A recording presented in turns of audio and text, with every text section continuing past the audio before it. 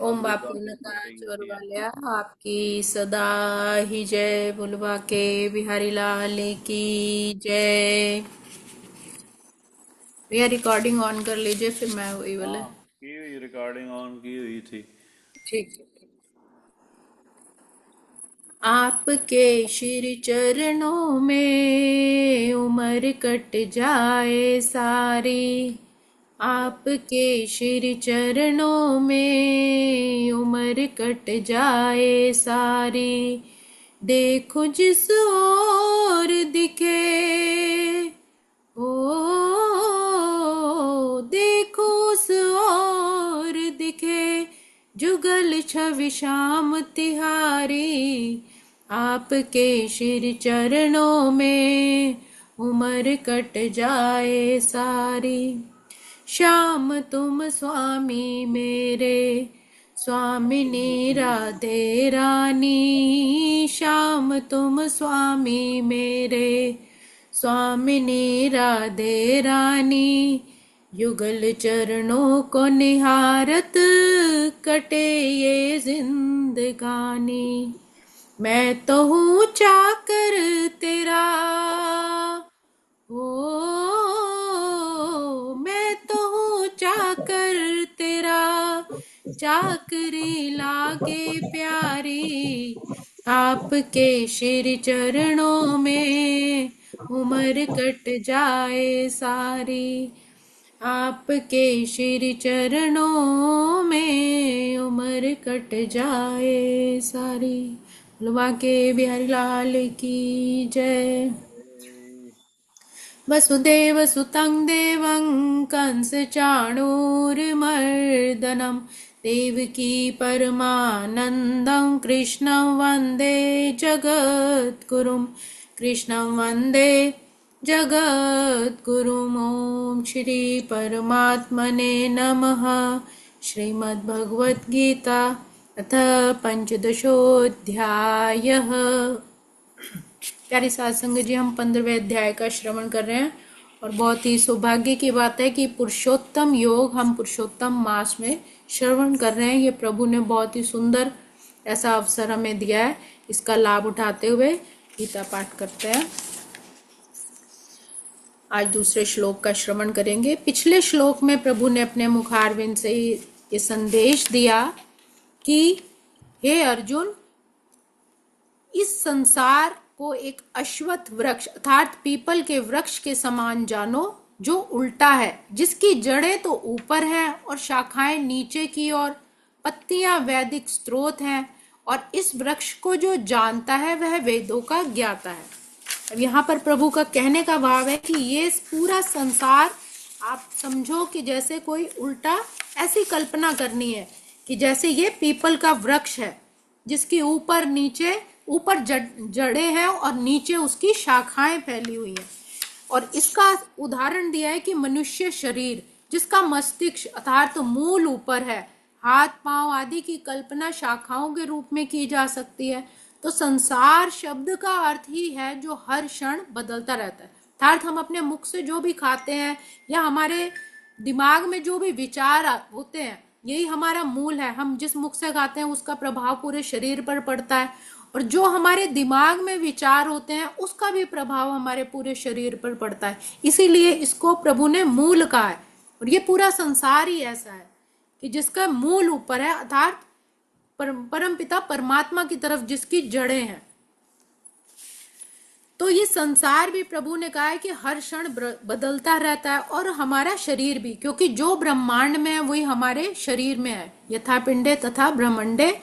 तो आधुनिक विज्ञान के अनुसार ये कहा जाता है कि हर 7 वर्षों में मानव शरीर क्या बदलता रहता है, उसका कायाकल्प होता रहता है। इसी प्रकार पल पल परिवर्तित इस संसार को जानना वस्तुतः ब्रह्म को जानना है। हमारी जो आज अवस्था है वो 5 साल बाद वैसी नहीं रहेगी, या हम जो 5 साल पहले थे वो अब नहीं है।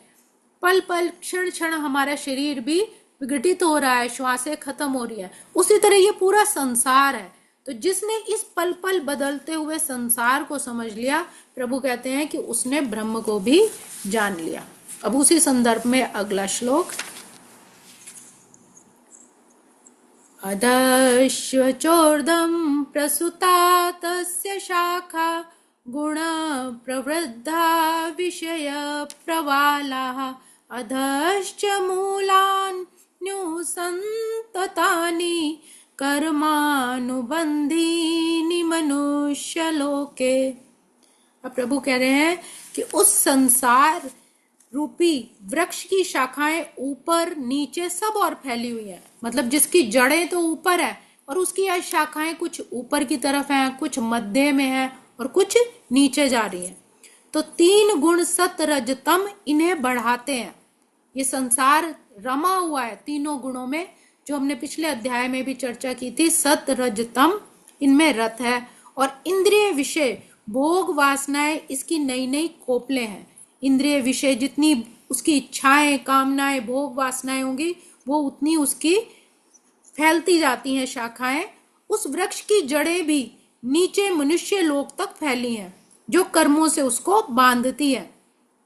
अर्थात जो ऊपर की शाखाएं हैं अर्थात वो उच्च लोक में जाती हैं, देवलोक जिसने अच्छे संस्कार किए, अच्छे विचार, और नीचे की शाखाएं मोह में भोग वासना में, क्रोध लोभ उसमें। अर्थात जो जीव अपने कर्मों और विचारों के अनुसार ऊपर की ओर भी जाता है और नीचे भी गिरता है, अपने अपने कर्मों के अनुसार। कर्मानुबंधिनी मनुष्य लोके।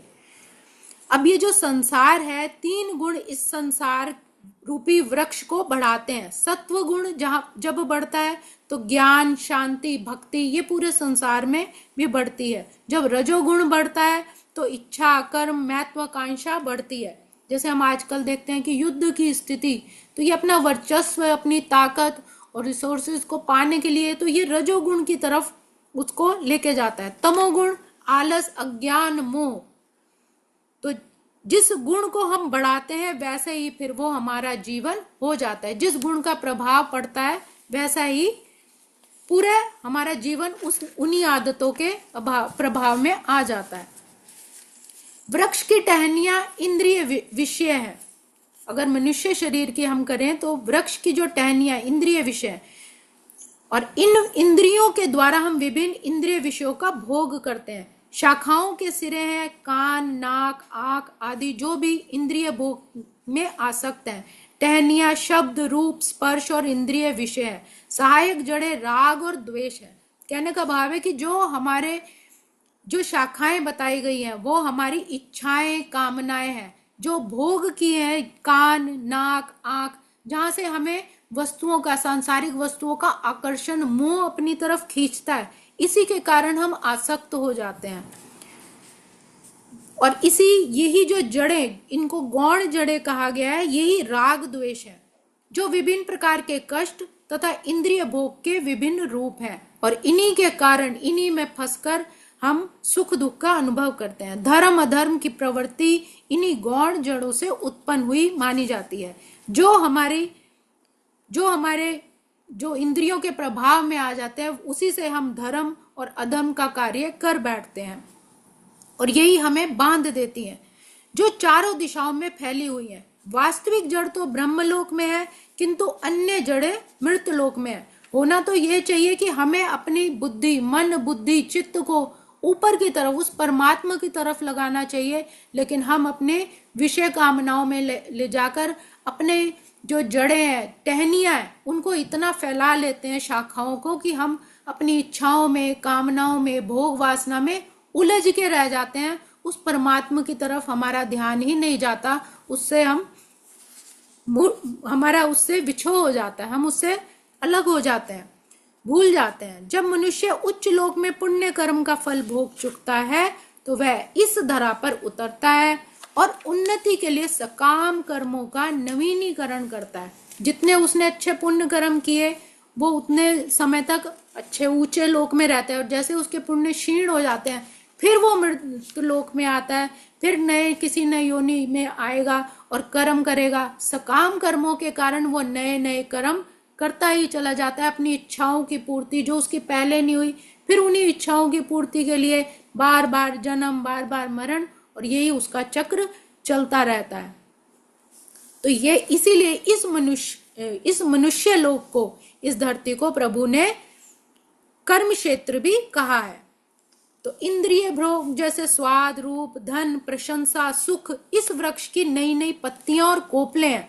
मन बार बार विषयों की ओर आकर्षित होता है और संसार का मोह बढ़ता है। इसी कारण अच्छे कर्म और बुरे कर्म होते हैं। अच्छे कर्म शुभ फल पाने के लिए हमें बांधते हैं और बुरे कर्म भी दुख और बंधन हमें देते हैं। तो जब तक कर्मों में हमारी आसक्ति रहेगी, प्रभु कहते हैं, तब तक ये जन्म मरण का चक्र चलता रहता है। कर्मानुबंधिनी मनुष्य लोके, बार बार उन कर्मों के बंधन में बंधकर मनुष्य बार बार फिर इसी पृथ्वी पर आता रहेगा और जन्म मरण के चक्रों में फंसा रहेगा। तो आज के श्लोक को हम यही विराम देते हैं। ओम श्री कृष्णार्पणमस्तु। हरे नमः, हरे नमः, हरे नमः।